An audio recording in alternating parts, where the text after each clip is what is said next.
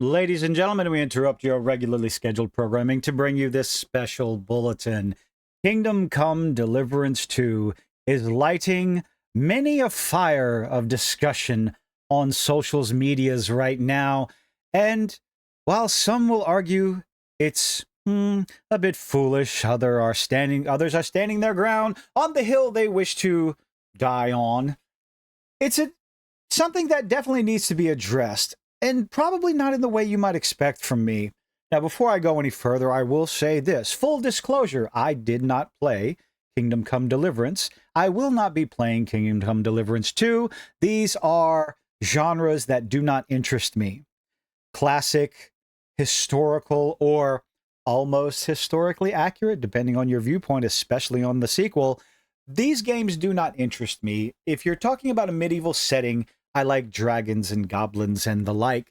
So my opinion on the game itself, regardless of what I do have those opinions, probably don't mean much. You play what you want to play, vote with your wallet, do not pre-order and wait for reviews. However, the problem I have with many of the videos on my channel is what the developers say, what the people in the mainstream, what the people in charge, the corporations, and or what I see as rather foolish things that they end up saying, whether or not you agree with them or not, or whether or not the things they say about people you don't like makes you end up liking those people. I still think we should be calling out foolishness. Enough rambling on that. Let's get into the video. Kingdom Come Deliverance, 2 days ago, right? We're on Thursday. Over 1 million sold in the first 24 hours. Now, I don't know about you, but I'm almost positive that sold better than Dragon Age the Veilguard, so that makes it, just in sales figures, all that much better. Now, if you take a look at the Steam charts, day one, it was 158,000. Day one, the very first 24 hours had a peak of 148,000. Day two peak reached 165, then 175, and here we are. The all-time peak just keeps going up and up and up and up. Almost, well, consistently. Let's check this 7-day. Can we have a 7-day? I guess not. Make me foolish. Why isn't it working? Anyway, but the numbers keep going up. I look forward to seeing what the weekend numbers are going to be when, your average player is going to be at home playing it all around. Is it going to break 200,000? I firmly do definitely believe it will. Now, how does that compare to the budget? According to Informative Play over here, they found an interview, Kingdom Come Deliverance 2 budget, quote, as high as a Netflix show or a mid-budget Hollywood movie. Now, they estimated at $40 million USD. Not sure how accurate that is. Even 40 million, 50 million, hell, even $70 million. I think with 1 million in sales, I think Kingdom Come Deliverance 2 is going to do just fine financially.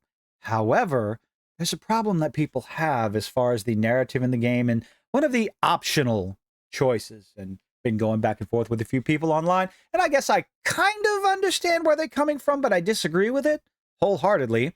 It's optional. I personally do not believe something that's optional can be classified as ideologically driven, but hey, that's me.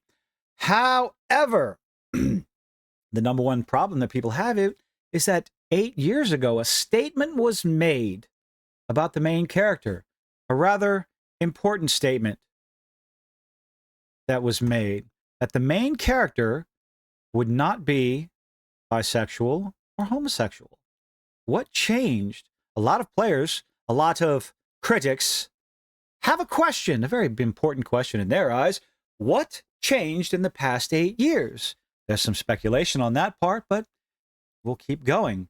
Daniel Vavra, his response, and that's the main crux of this video. And if you made it this far, thank you. I hope you did before you start flaming me in the comment section down below. Daniel Vavra has not handled the criticism all that well. Now, whether you like what he's saying or not, whether you agree with what he's saying or not, or whether you think it's funny considering the person that he's criticizing, I do not believe, and I firmly believe that, I don't think developers should be behaving in such a juvenile, immature manner like this online. Now, this first statement that he put out there was definitely taken out of context. The first time I saw it, I definitely took it out of context, calling people, well, attacking people who criticized him, calling them Yahtzees. Yes, I'm that far in the video. I'm still concerned about YouTube demonetizing the video. It is what it is. I saw this as well. He's attacking critics. What an absolute moron. But apparently he was criticizing an actual Nazi. Yeah, I said it. We're just going to go with it. Oh, well. Criticizing an actual Nazi. So, okay, there is that. Now, he was almost forced to come out after the leak information from the Saudi game website came out and said that there is an unskippable gay sex scene. Well, that was only half correct. It's not unskippable, but there is a gay sex scene, but it involving the main character that everyone believed to be strictly heterosexual. Why'd they make those changes? Coming out and revealing all these things, which lit a massive firestorm with the discussion of this game. And again, his response, especially to one of the reviews. Oh, this was response. 1 million within 24 hours. It's a flop. You don't have to say that. Let us do the fighting for you. Let morons like me go back and forth with the critics, because that's what we do. It's what we enjoy. It's our little pastime. Putting up the numbers. Putting up numbers like this when someone says it's a flop. Putting up numbers like this when someone says it's a flop. When the developer himself comes out and starts running his mouth like this, you could leave a bad taste in even the people's mouths that are on your side. What else do we have here? As much as I don't like forced diversity, nobody is forcing us to do anything. This is an interesting claim, considering I believe people found a list of investors that had, who was it? I believe a little organization, a group, goes by Vanguard. A lot of people out there in the industry know that name very well. Gay characters were already in Kingdom Come Deliverance 1. Yes, but it wasn't the main protagonist. And all of a sudden you changed in 8 years. Regardless of whether or not I agree with it, what I think about it, potential customers had something to say about it. Kingdom Come Deliverance is an RPG. You are responsible for your decisions. And honestly, for me, that's where I stand. It's optional. You have to press the button, ladies and gentlemen. For me, I see an ideologically driven game as in your face, smashing you in the face over and over, lecturing like Tosh in Dragon Age the Veilguard. So personally, based on what I've seen and heard about Kingdom Come Deliverance 2, I would not consider it to be quote-unquote woke. Again, my opinion, you don't have to agree with it. Play the game, don't play the game, vote with your wallet. But it just gets so much better, because Daniel Vavra said the thing. Was this even necessary? Because, of course, IGN could not wait to put this video out. How to romance Hans in Kingdom Come Deliverance 2. It was their very first video. But then again, what do you expect from IGN? Bunch of trolls. And they did a real good job. They succeeded in it. Unfortunately, Daniel Vavra came out and said, don't buy the game. He said the thing. If you don't like my politics, don't buy my book. That is almost comparable, but while on one hand, it is a very good sentiment. Yes, if you don't care for the optional scene, don't buy it. However, the problem I have is when you tell people they shouldn't buy it. I tell people to vote with your wallets. I tell people make your own decisions. But it just gets so much better. Because over at Games Hub, they had a problem with the game. Their response, 50 out of 100. Kingdom Come Deliverance 2 is a game that unabashedly demands you meet it on its level. No kidding, it's a video game. It's what you do. You have, get good scrub, which I do find somewhat admirable. Then what's the problem? Why'd you give it a 50? I just constantly found it to be a miserable slog to engage with. Did you play the first one? I heard the comments pretty similar to the first one, maybe even a little bit easier, where everything was 10 times more overblown than it had any business being. Oh, boo-hoo. Now, a critic review of your video game, to which Daniel Vavra responded in the most mature, adult, professional manner. A trusted news source, mission accomplished. We no longer have a 90% Metacritic score. You're acting like a 12-year-old on the school ground that just had their kickball taken away. Be proud of your excellent journalist standards. Really? This is how you're going to act. And of course, the lovely, wonderful John De La Rose.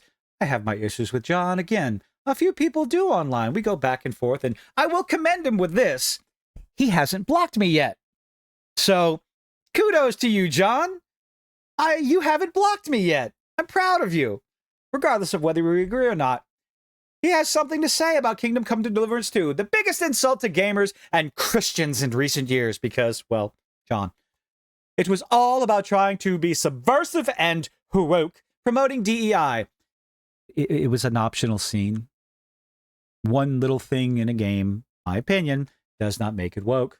Go ahead and rip me a new one in the comment section down below. But, again, Daniel Vavra decided to respond. And again, this is where the just because you don't like John doesn't mean you should be okay with this response. Yeah. This you? Because, well, John De La Rose is going through a little back and forth on Twitter. This is not how you respond to your critics, Daniel. It's unprofessional. It's embarrassing. Does it stop there? Of course not. So you want to play the gay game. Okay. Manga lawyer over here. Got all the money. Now, all the players, the minorities, and the DEI scores they desired, plus most of the journalists who hated the first game, are now praising its diversity. It's got one character that was explained. Anyway, again, I can't criticize the game because I have no intention of playing it. Again, rip me up in the comment section if you like. I'm talking about the good old Daniel Vavra and the absolute lovely marketing of this. Don't buy the game. Again, he said the thing. The game will make you gay. This is not how you respond to your critics. This is unprofessional. It leaves a bad taste in people's mouths. People who are on your side and promoting your game, when you start acting like a petulant child throwing a temper tantrum on the schoolyard, again, because someone took your ball away, or they don't like different aspects of your video game and they have opinions, and you go out of your way to attack them, well, that shows just what kind of person you are, what kind of character you have.